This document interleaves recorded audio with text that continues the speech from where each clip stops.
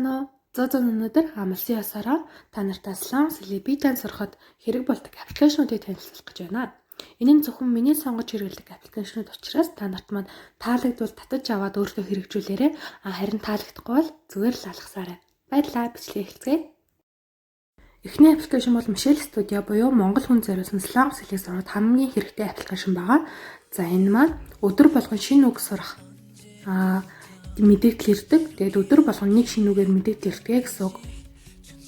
동질성, Өнөөдөр 동질성, гэж ирсэн байна. За бүх шат буюу өнөөдрийн түгээмэл үгс буюу хүмүүсийн хайсан үгсийг ингээд бас гараад ирдэг. За мөн текстээ орчуулах буюу Солонгосоос Монгол руу, Монголоос Солонгос руу орчуулах боломжтой байдаг өгүүлбэрээр нь. За хичээл гэдэг хэсэг рүү орох юм бол үсэг тоо буюу үсгээс нь тоо бүр анхаашнаас эхэлж байгаа хүмүүс бол энэ үсэг тоолоо нараад бүгдийг эхнээс нь сурах хэрэгтэй. За ингээд ханц тоо буюу Солонгос тоо ингэж харагддаг. За дараагийнх нь бол мэдээж дөрмийн сан буюу үйл явдлын хувирал гэж байдаг. За дөрмийн сан руу орох юм бол маш олон ерөөдөө амьдралд хэрэг болдог Slang Cell-ний бүх дүрмүүд энд багтсан байдаг. Мэдээж тайлбартай. За тэгээд мөн өөрөө хайж олж болно. Би жишээ нь хамгийн анхны энэ нь гэж хайж орсон байна. За тэгээд ерөнхийдөө уншаад бол орчдөг байгаа. За дараагийнх нь бол үйл үгийн хувирал. Мэдээж монголч гэсэн үйл үгийн хувирал гэж байдаг шүү дээ. Энд бол 10,951 үйл үг байна. За дараагийнх нь бол өргөн хэрэглээний үгс. Энэ бол шинэ үгс байгаа. Энд яг төрлөөр нь ангилчихсан байдаг болохоор сурахад маш амар байдаг. За чинь ойлголт гэдээ орох юм бол ерөөдөө хүний ойлгосон байх хэвээр амьдрал хэрэгтэй үгс орж ирнэ. Соёл гэдээ хайх юм бол соёл урлагийн талаар орж ирнэ. За мөн хооллолт, хувцлалт, улс төр, хүн, амьдрал, байгаль, амьтан гэдэг ер нь бол бүх төрлөөр үгсийн сан бол бүх төрлөөр байдаг. Ангилчихсан байдаг болохоор ерөөдөө чэйжлэхэд хооронд нь холбоо чийжлэхэд маш амархан байдаг. За дараагийнх нь бол мэдээж ном сурах гэж байгаа.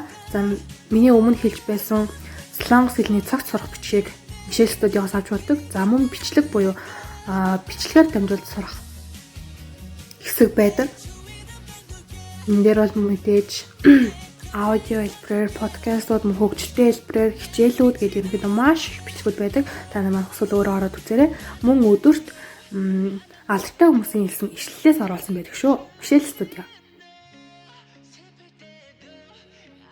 Slang Cell-ийг биетэн сурахад хамгийн хэрэгтэй аппликейшн бол мэдээж Translate. Миний хувьд бол Google Translate-ийг сонгоо авч хэрэглэдэг. За Translate-ийн хувьд бол мэдэхгүй үгээс Солонгосоос Монгол руу, Монголоос Солонгос руу гэх мэтчлэн орчуулахад хамгийн хэрэгтэй аппликейшн байдаг. За Google Translate буюу энэ аппликейшны тухайд гэвэл энэ аппликейшн зөвхөн Солонгосоос Монгол руу гэхээс илүү бүх улсын хэлээр орчуулж болдог гэдгээр хамгийн онцлог байгаа. За мөн орчуулсан үгээ энэ үг надад хэрэгтэй гэж үзвэл ард талын одон дээр дараад тэмдэглэж хадгалж авч үлдэж болдог байгаа. За ингээд л шууд өгсөн улсаа сонгоно. Ер нь бол бүх улс байгаа. За тэгээд дундлын төвчтэй дарах юм бол шууд Солонгосоос Монгол руу, Монголоос Солонгос руу гэж шууд солигдох боломжтой байдаг. За мөн зөвхөн keyboard-оор бичгээс илүүтэй гараар бичих буюу үзгээр бичих хэлбэр бас байдаг. За энийг би хамгийн амарханаар ABBA буюу аав гэсэн үгийг бичиж үзүүлсэн байна. За энэ үг надад хэрэггүй гэж үзэх юм бол хоошоо татаад шууд устгахчод болдог байгаа. 무섭다. За үгнийхээ дээр харагдах уулан буюу speaker дээр нь дарах юм бол галгин сонсогддог. За Солонгосоор мусавда буюу англиар scary гэж сонсогддог байх нь. Хараахан Google Translate дээр монголоор галиг сонсогдох тийм автод ороогүй байгаа. За монголоор бол болохгүй гэсэн үг. Энэ үг надад хэрэггүй гэвэл мэдээж л хошоо татаад устгачихна. За мөн зурган дээрх текстийг заавал хуулж бичгээсээ илүүтэй шууд л зурганаас нь хараад орчуулах боломжтой байдаг. За энэ үгнүүдийг бүгдийг нь орчуулж болох ч гэсэн би зөвхөн гуг буюу ганцхан энэ үгээр жишээ авч үзүүлье. Энэ үг надад хэрэгтэй гэвэл би одон дээр нь дараад хадгалж болно. Гуг. Заавал. За ингээд миний орчуулж байсан үгнүүд байна. За эргэн харахад бас хамгийн хэрэгтэй байдаг. За мөн speaker хэсэг дээр нь дараад өөрөө яриад шууд орчуулах боломжтой байдаг шүү бас. Мэдээлэл хэллийг сурахад англи хэлний мэдлэг тодорхой хэмжээнд байх хэрэгтэй. За миний зүгээс нэмэлтээр санал болгож байгаа аппликейшн бол англи хэлний дээр хамгийн хэрэг болдог хэрэглээний өгсөн ийм аппликейшн байдаг. За энэ аппликейшны хувьд монгол хүнд зориулсан. За тэгээд ойлгоход маш амархан. За хэдүүлээ хамгийн чухал үгс гэдэг нь оронгууд ингээд л шууд хамгийн амарханаар гараад ирдэг. Англи болон доороо монгол хэлбэрээр. За ингээд дундаж төвшин наривчлан төвшин ингээд бүр энгийн суураас дээд түвшин хүртлээ байдаг байгаа. За мөн харилцан яриа хүртэл байдаг. За үүнийг мөн волюм буюу дундлынх нь спикерсээр дээр дарахад мөн галиар нь сонсож болдог. Did you learn English?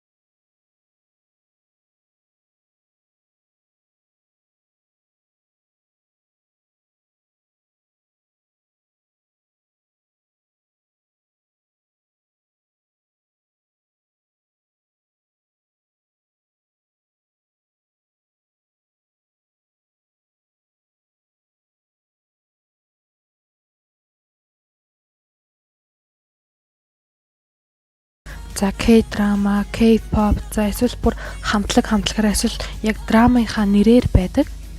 За миний хувьд бол K-pop Startup гэсэн хоёр чаналыг бол subscribe дарж дагсан байна. За тэгээд Startup-ыг үзэх туртаа бол яг энэ хэсгээс харж байгаа. Жишээ нь бол өөрийн бүтцийг тогтоох боломжтой байдаг. За хэдүүлээ яг энэ хэсгийг одоо үзцгээе. За мөн доошлуулахад үүнтэй төстэй гэгдэх бичлэгүүд бас гарч ирдэг.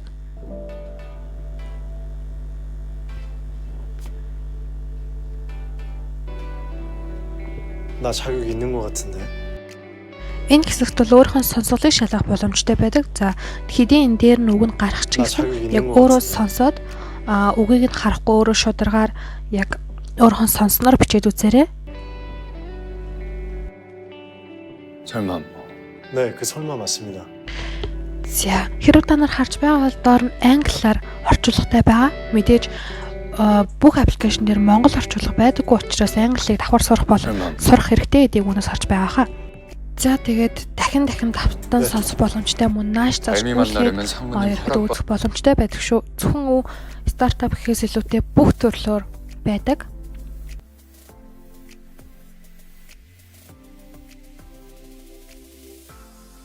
Сланг хэлийг сурч байгаа хүн болгон топ гөх хүсэл зорилготой байдаг билээ. Тэгвэл өөрийгөө сорихын тулд, өөрийгөө бэлтгэхийн тулд топ гэх энэ аппликейшнийг та нартай сануулгаж байна. Энэ аппликейшны тухайд гэвэл слангийн төвшнгөөр нь ангилсан байдаг. За тэгээд топг сонголоо. 60 минутын хугацаанд хийх ёстой. За. Өгүүлбэрээ уншаад хариултыг нь сонгоно. За эхнийх дээр зөв хариулсан бол дараах дээр нь би буруу хариулж үзүүлсэн байгаа шүү. За зөв хариулах юм бол зөв гэсэн ногоон тэмдэг нэг болно.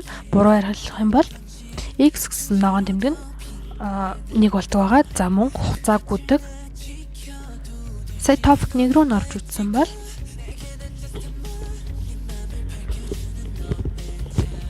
за энэ бол одоо 2021 оны топикийн хуваар байна. За одоо топик 1, топик 2 анхан шат, дунд шат ингээд агсан шат ингээд ерөөдөө бол бүх төвшөөрөө гараад ирдэг. За 2021 онд болох топикийн он сар нь за 79 дахь топик, 78 дахь топик. За ингээд ерөөдөө он сартаа байдаг бахна шүү. За дараагийн аппликейшн бол True Bank буюу миний хамгийн дуртай аппликейшн байгаа. Энэ аппликейшн маань ямар аппликейшн бэ гэхээр солонгосын номнуудыг ямар ч үн төлбөргүй бөгөөд дуудлагатай, зурагтай ингээд ерөөдөө хамгийн хөгжөлтэй байдлаар үзэх боломжтой. За энэ аппликейшны тухайд гэвэл 1-6 төвшөнтэй ерөөдөө өөрийнхөө төвшөнд тааруулаад номоо сонгоод унших боломжтой. Хүссэн ном руу ямар ч үн төлбөргүй орох боломжтой. За тэгээд 1 2 3 4 5 6 гэсэн боломжуудтай тэгээд тоон дээшлэх тусмаа ерөөдөө төвшин ахина гэсэн үг. За мөн галигтай амтан, робот, хоол, хүүхэд, хүнсний ногоо гэдэг ерөөдөө альж төрлөөр үзэх боломжтой. За хэдүүлээ хамгийн амгалан 문방구 нэгдүгээр төвшнөөс үзье. 앞 문방구 үгэн дээрээ тавтаж дараад дахин сонсох боломжтой байдаг. 뽑기 Одоо харин 6 дугаар төвшин номыг үзцгээе. Арай хэцүү болоод эхэлнэ. 나는 베트남에 사는 황년이에요. 나는 아침 5시 45분. 아빠는 오토바이로 나를 학교에 데려다 주세요. За ерөнхийдөө бол энэ ном маань ийм байдаг. За хэдүүлээ тэгвэл одоо амтны зөвлөөс нь ороод үзье. 개코 원숭이, 목이 긴 기린, 뚱뚱한 하마, 줄무늬 얼룩말, 물방울 무늬 표범. 케이크 만들기. За нэг намайг бүтэн унш дууссан бол ингэж нэг оноо буюу нэг төгрөг өгдөг байгаа шүү. Дараагийн аппликейшн бол миний хамгийн дуртай аппликейшн буюу Lingoto буюу ямар ч бичлэгийг солонгосоос монгол руу орчуулах боломжтой. Зөвхөн солонгосоос монгол руу гэлтгүй ерөөдөө бүх бичлэгийг ямар ч хэлнээс орчуулах боломжтой. Би энэ ап дээр солонгос хэлний тохиргоо хийсэн байгаа учраас зөвхөн солонгос дуунууд гарч ирнэ. За ингээд харагдж байгаа солонгос дуунууд. History-г би дандаа цэвэрлэдэг учраас миний үзсэн дуунууд байхгүй байна.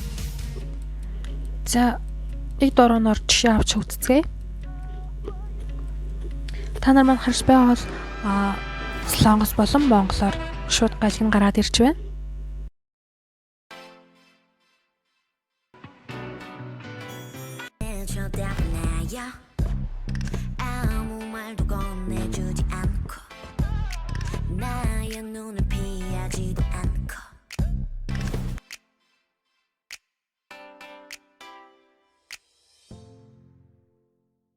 За ерөөдөө хүссэн доо орд сонсох боломжтой. За шууд YouTube-тэй холбоод Fake Love-ыг сонсож байна. За энэ дуун дээр бол одоогоор монгол орчуулга байхгүй байгаа учраас монгол орчуулгын доороо гарч ирээгүй байна.